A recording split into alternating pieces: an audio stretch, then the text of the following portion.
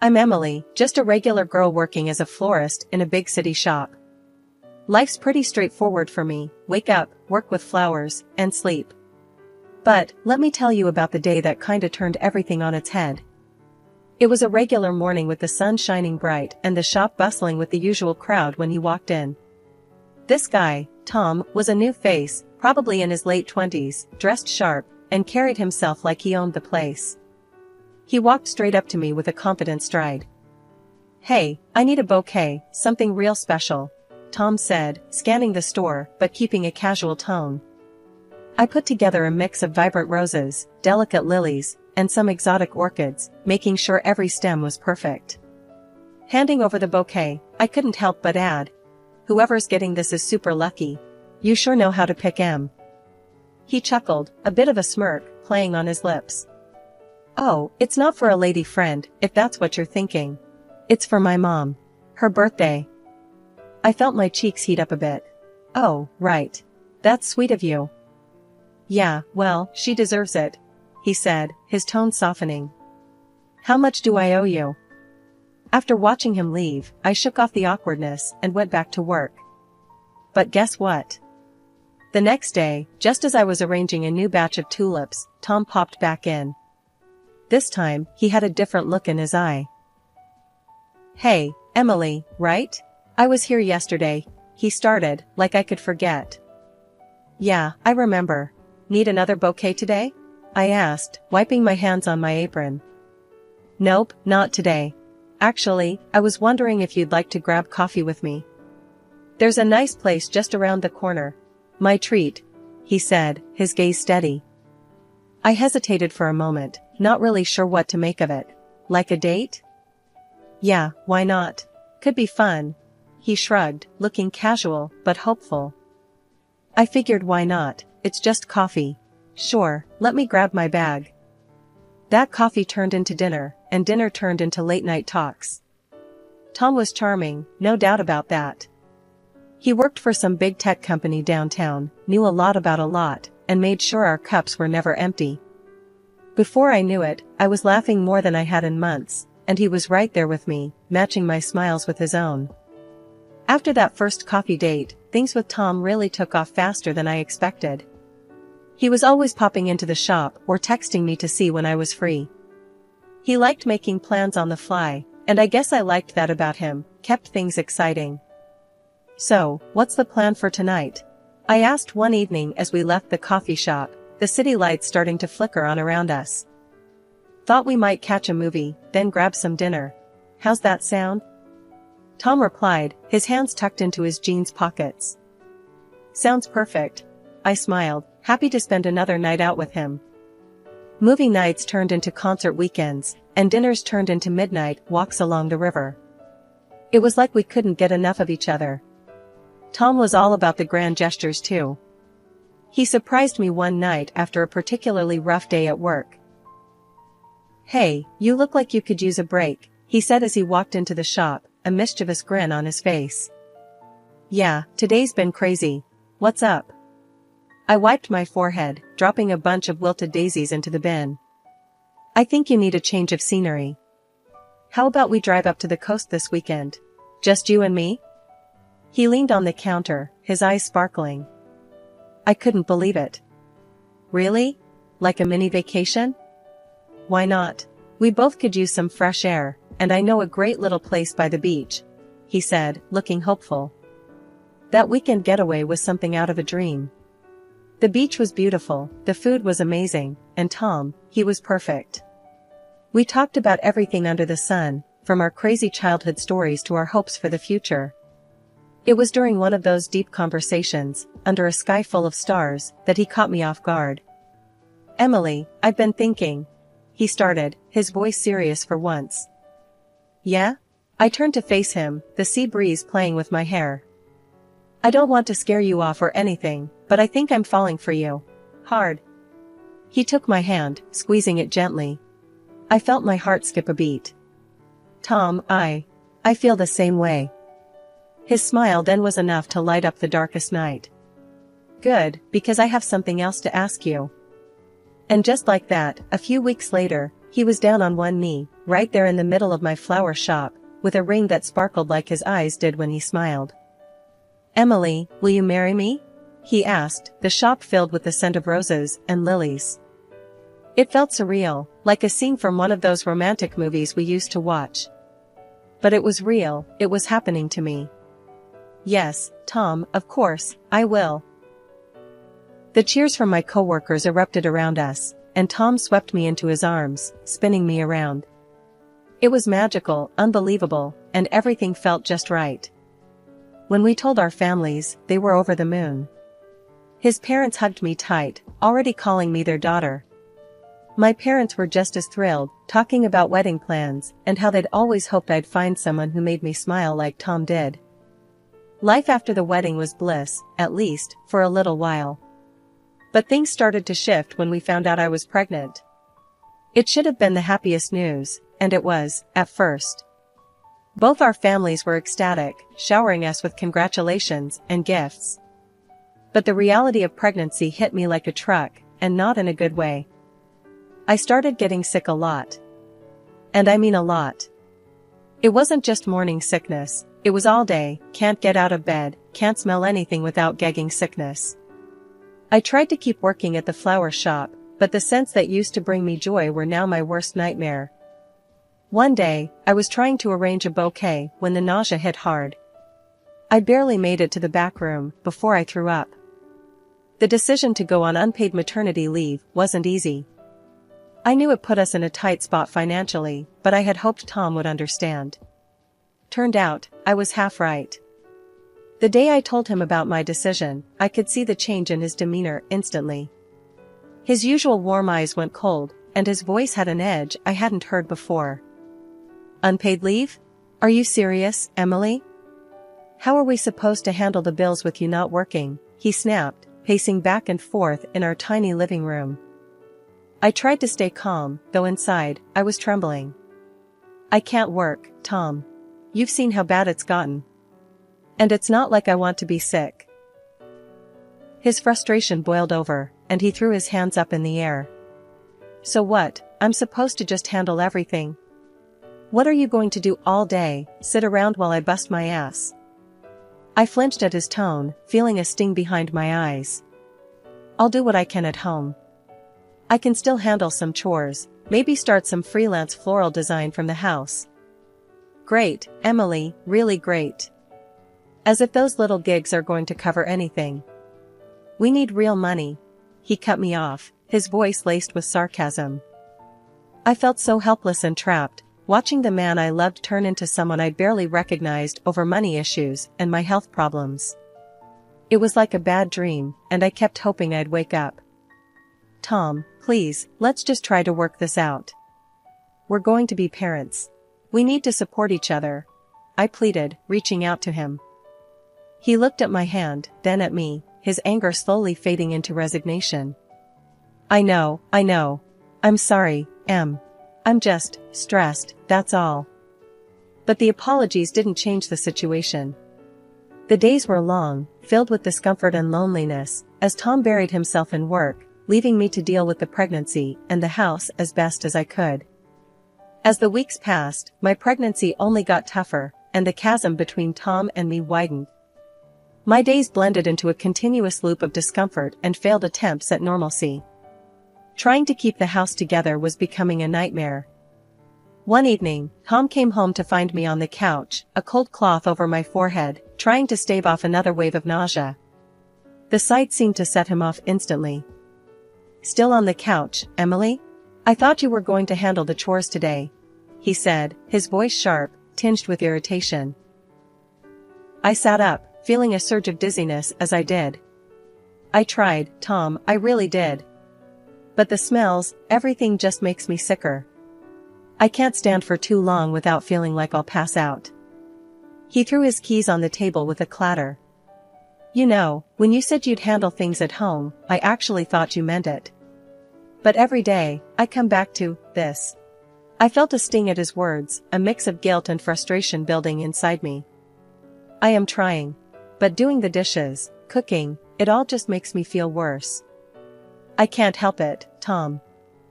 "Well, maybe you need to try harder. We can't live like this, Emily. I work all day, and I can't come home to a mess and no dinner. It's not fair. His voice rose, echoing off the walls. The unfairness of his expectations weighed heavily on me. I struggled to my feet, steadying myself against the back of the sofa. It's not fair to me either, Tom. I'm not just lounging around for fun. This is really hard for me. But it's like you're not even trying, he shot back, his anger palpable. All day at home, and what do you have to show for it? I'm out busting my ass to make sure we have what we need, and you can't even keep the house clean? His words cut deep, branding me as lazy and useless, and shame washed over me. But the hurt was turning into resentment. I'm carrying your child, Tom. Our child. Shouldn't that count for something? Don't you think I wish things were different? He paused, looking at me as if seeing me for the first time that evening.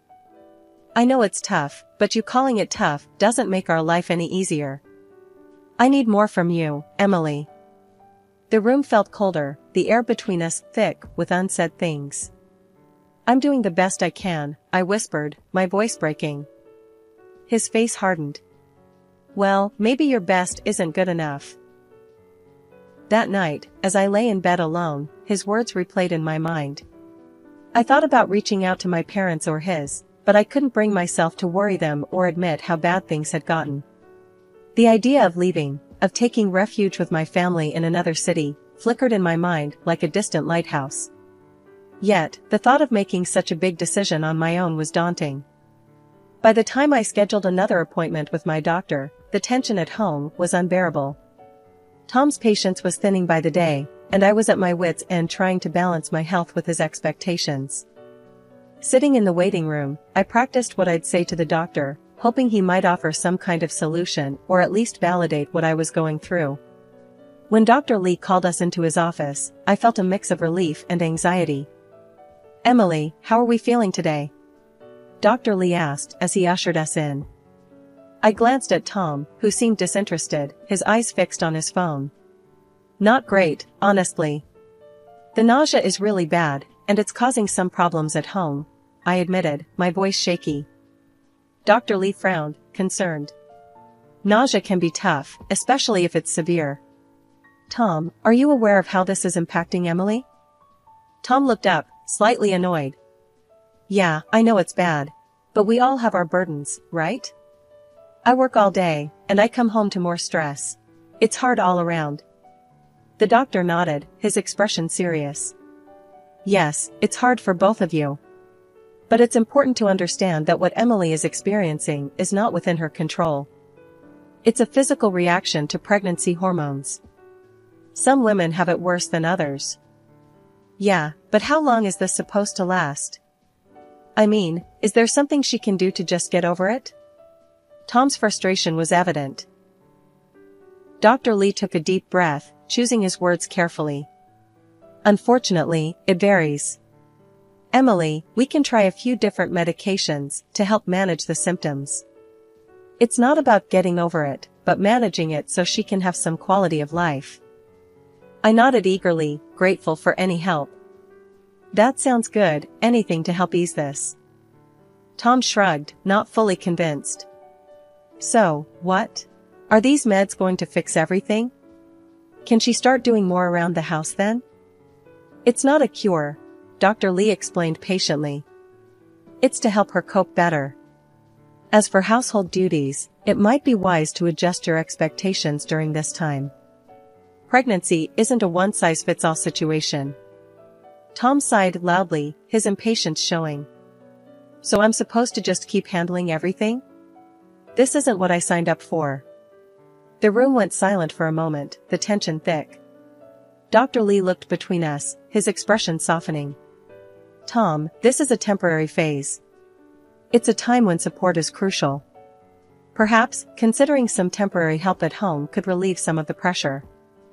I'm not hiring someone to do chores when we're already tight on money because of the unpaid leave. Tom snapped back.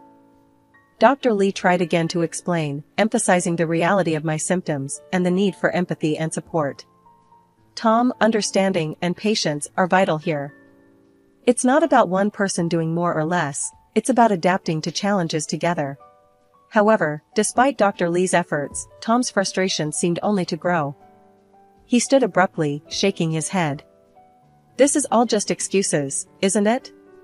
You just don't want to do anything. I'm tired of this. With that, he walked out of the room, leaving me behind with the doctor. Dr. Lee gave me a sympathetic look, his disappointment evident. I'm sorry, Emily. I tried. One evening, out of nowhere, Tom dropped a bombshell. So, my boss, Mr. Henderson, is throwing a big party next week. He's a big family guy, loves seeing everyone with their spouses. That means you're coming with me, Em. The news hit me like a ton of bricks. The thought of a social gathering was overwhelming with how sick I'd been feeling lately. Tom, do you think that's a good idea? With how I've been? I started, hoping he'd understand. No, Em, it's not up for discussion. Mr. Henderson notices these things. It's important for my career that we both show up, he said firmly, cutting off any protest I might have had. But the people, the noise, the smells. I don't know if I can handle it, I replied, my voice weak, already dreading the thought. Tom's expression hardened as he crossed his arms.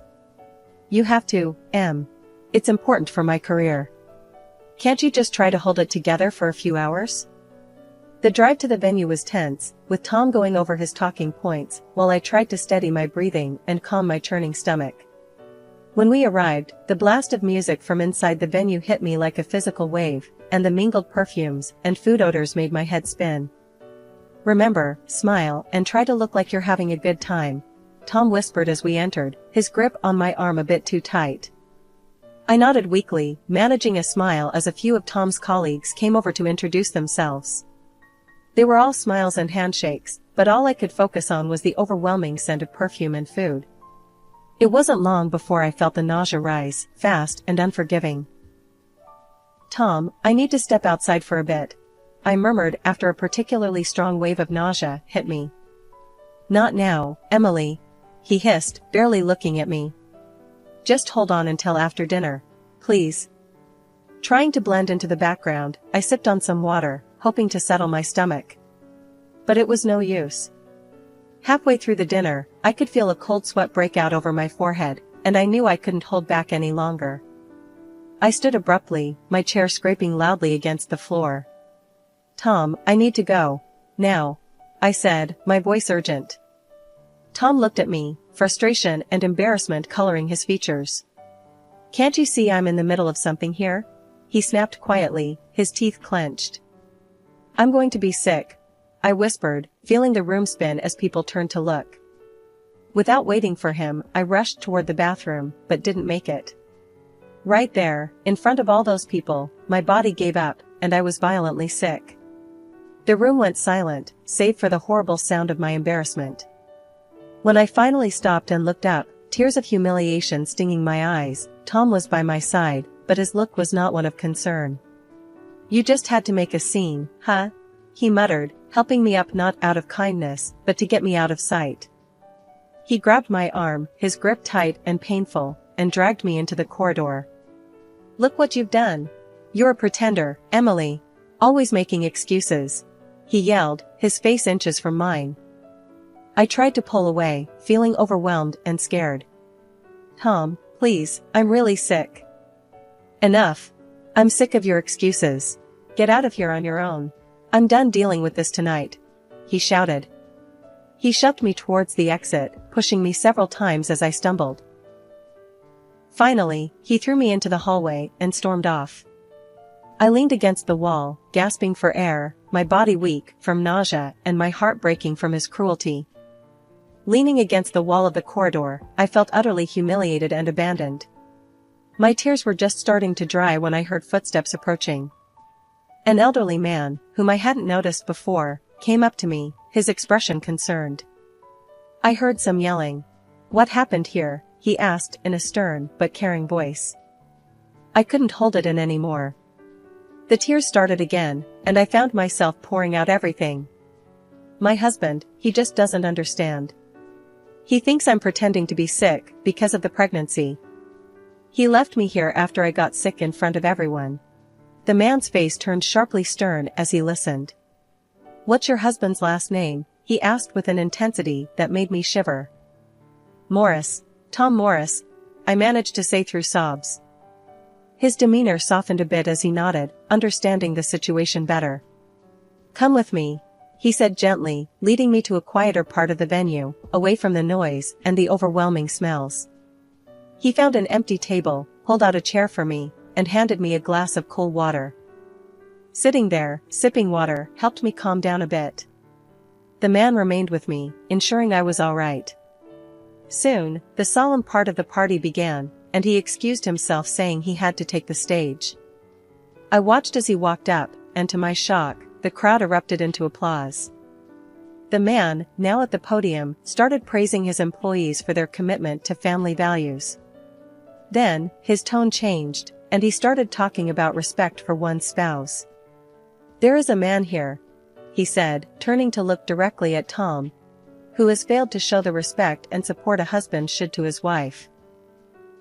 Tom's face went pale as he was called up to the stage. I watched, frozen, as Tom walked up to join the same man who had just helped me. My wife and I have 4 children, the man continued, his voice stern and loud enough for everyone to hear. And I understand how different each pregnancy can be. It is no excuse to mistreat or doubt your spouse. Tom tried to defend himself, stammering about how it was all a misunderstanding, how he thought I was just avoiding responsibilities. The murmurs in the hall grew loud, filled with disbelief and disapproval. The man on the stage, who I now understood was Mr. Henderson, Tom's boss, responded firmly. That is no way to treat anyone, especially not your pregnant wife. His next words dropped like a hammer. Tom Morris, you are no longer employed at this company. We respect family values here, something you've clearly forgotten. After the party, Mr. Henderson drove me back to my house. He made sure Tom wouldn't cause any trouble while I packed up my belongings. It was surreal, gathering my life into boxes with Tom's boss watching over things, ensuring everything stayed civil. Tom was silent, his anger from the night before replaced by a sullen quiet. Mr. Henderson didn't say much either, but his presence was a solid reassurance that I wasn't alone in this. Once everything was packed, Mr. Henderson drove me to a hotel. The next few weeks were a blur of finding a new apartment and dealing with the legalities of separation. When Tom's parents heard about what had happened, they reached out, full of apologies and offers to help. Despite everything, I was grateful for their support. They helped me cover the rent for my new place for several months. Life in my new apartment was quiet. I spent days preparing for the baby and nights wondering about the future. When my son Jack was born, it was like a light came back into my life. Holding him for the first time, I knew that no matter what had happened, starting over had been the right decision. Divorce proceedings were tough. Tom fought against it at first, but eventually gave in. Mr. Henderson was instrumental once again, providing a corporate lawyer to handle my case. The lawyer was sharp and empathetic, helping me secure a settlement that included compensation for emotional abuse and child support. The financial security was a relief. It meant I could start anew without constant worry. With my life somewhat stabilized, I returned to the flower shop. Mrs. Jenkins, my boss, welcomed me back with open arms. We've missed you, Emily. The flowers haven't been the same without you, she said on my first day back. Working again felt therapeutic. Arranging bouquets, advising customers, and tending to the plants, I found peace and a sense of normalcy that had been missing from my life for too long.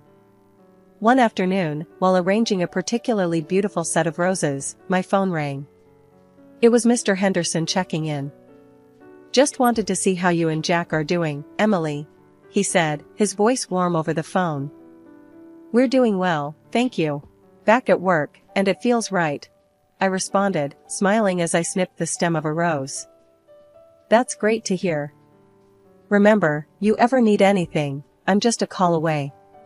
Ending the call, I looked around at my surroundings, the colorful flowers, the photos of Jack I had pinned up by my workstation, and the gentle hum of daily life in the shop. It all felt like a new chapter had truly begun.